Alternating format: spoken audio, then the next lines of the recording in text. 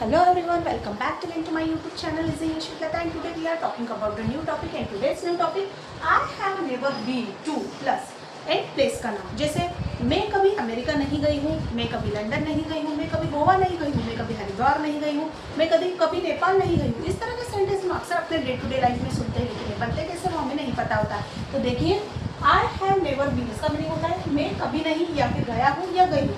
जैसे मैं कभी अमेरिका नहीं गई हूँ, तो I have never been to America.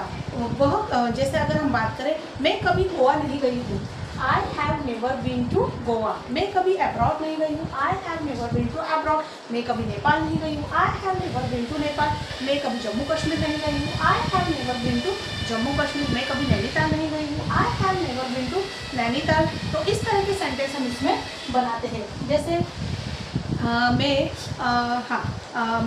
Delhi कभी नहीं गया हूँ, तो I have never been to Delhi. जैसे मैं लंदन कभी नहीं गया हूँ, I have never been to London. जैसे मैं भोपाल कभी नहीं गया हूँ, I have never been to Bhopal. जैसे अगर हम बात करें कि मैं मुंबई कभी नहीं गया हूँ, तो I have never been to Mumbai. तो इस तरह के सारे सेंटेंस हम इसमें बनाते हैं, जिसमें मैं कभी नहीं या फिर गया या गई हूँ, इस तरह के सेंटेंस बनते हैं। चलिए एक सेंटेंस की इंग्लिश आपके लिए।